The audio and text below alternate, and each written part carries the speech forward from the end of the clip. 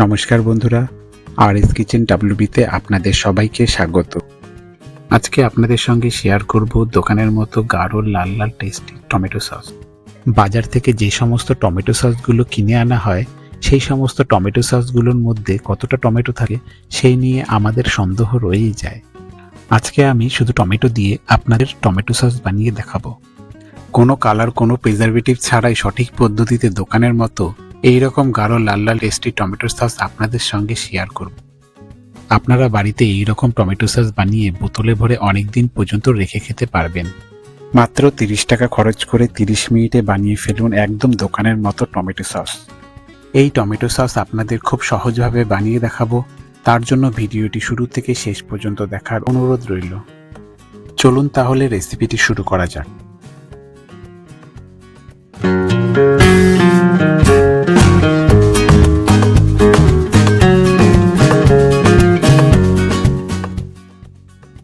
এই রকম ঘন লাল টেস্টি টমেটো সস বানানোর জন্য এখানে আমি নিয়ে নিয়েছি 1 কেজি টমেটো।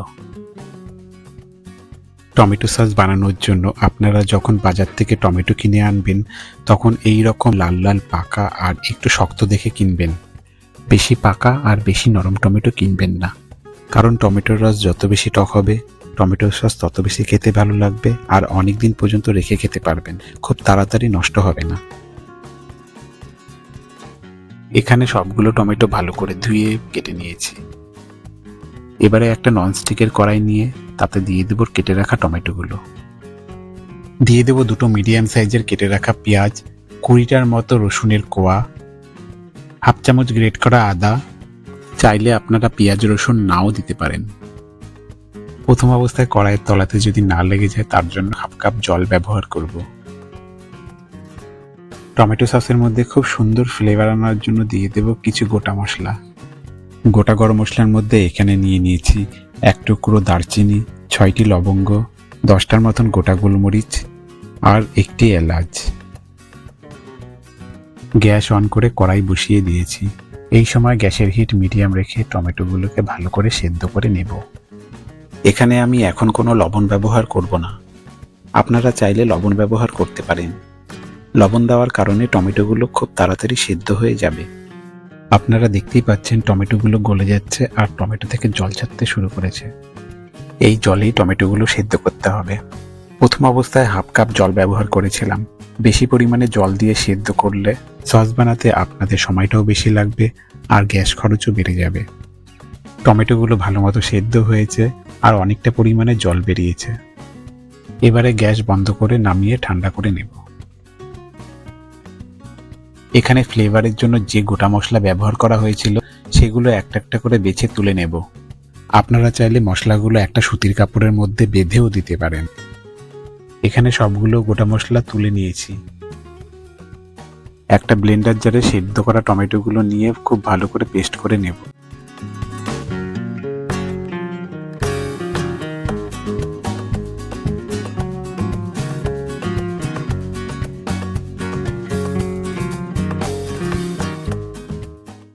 এই দেখুন খুব ভালোভাবে পেস্ট হয়েছে আর এর কালার দেখুন কতটা সুন্দর এসেছে।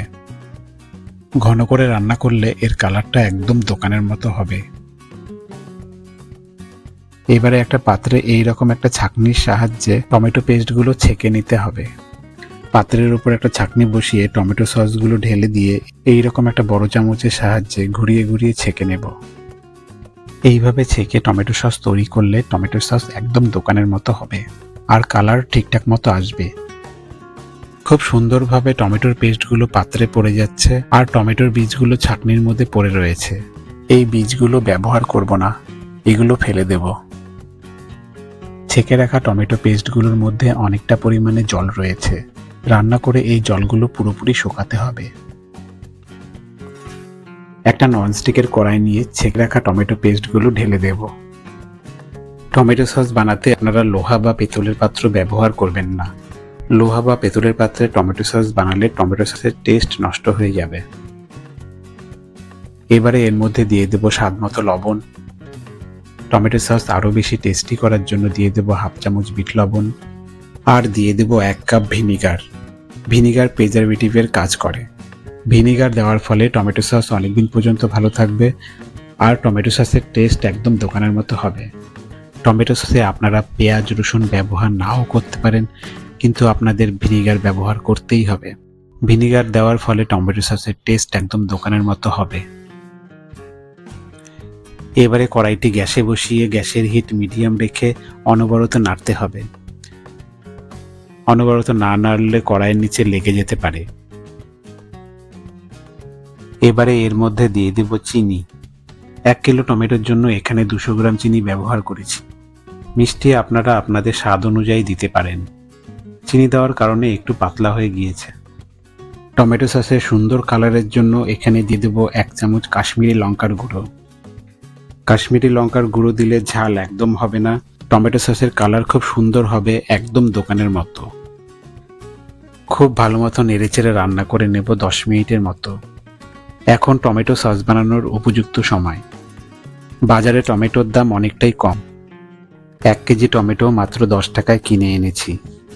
বন্ধুরা, আপনারা যেখানে থাকেন সেখানে এখন টমেটো কত টাকা কেজি অবশ্যই কমেন্টের মাধ্যমে জানাবেন। টমেটো সসের জল অনেকটাই শুকিয়ে এসেছে। টমেটো সস ঠিকঠাক মতো তৈরি হয়েছে কিনা এবারে চেক করে নেব। অল্প সস একটা প্লেটের মধ্যে নিয়ে প্লেট হালকা করে হেলিয়ে রাখলে দেখা যাচ্ছে প্লেট থেকে সস খুব তাড়াতাড়ি গড়িয়ে নেমে যাচ্ছে। তাতে বোঝা গেল যে সস এখনো পুরোপুরি তৈরি হয়নি, সসের মধ্যে এখনো জল রয়েছে। এইভাবে নেড়েচেড়ে রান্না করে নেব আরও 5 মিনিটের মতো। আপনারা আমার এই প্রসেসটি ফলো করে খুব সহজেই বাড়িতে বানিয়ে নিতে পারবেন। মাত্র 25 টাকা থেকে 30 টাকা খরচ করে 1 কিলো টমেটো সস তৈরি করতে পারবেন, যেটা বাজার থেকে কিনলে আপনাকে অনেক দাম দিয়ে কিনতে হবে। 5 মিনিট রান্না করার পর জল শুকিয়ে অনেকটাই ঘন হয়ে এসেছে আর এর কালারটা দেখুন একদম দোকানের মতন হয়েছে। এবারে আবার প্লেটে অল্প টমেটো সস নিয়ে চেক করে দেখব। টমেটো সস অনেকটাই ঘন হয়েছে আর প্লেট হেলিয়ে রাখলে প্লেট থেকে সহজে গড়িয়ে পড়ছে না। আগের মতো প্লেট থেকে গড়িয়ে না পড়লেই বুঝতে হবে যে সস সম্পূর্ণভাবে তৈরি হয়েছে। এই সঠিক পদ্ধতিতে চেক করে আপনারা টমেটো সস তৈরি করলে অনেক দিন পর্যন্ত টমেটো সস ভালো থাকবে। সস আর বেশি ঘন করব না, ঠান্ডা হলে আরও ঘন হবে। এবারে গ্যাস বন্ধ করে ঠান্ডা করে নেব।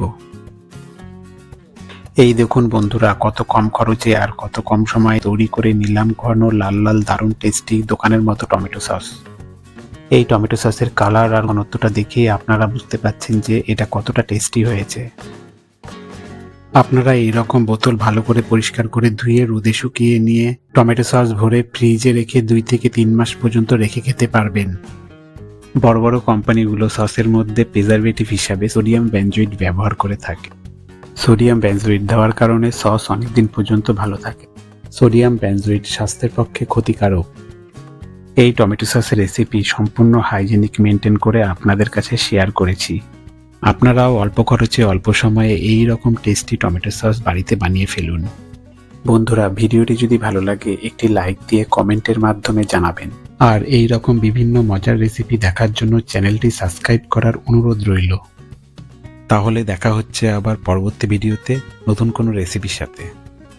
ভালো থাকবেন।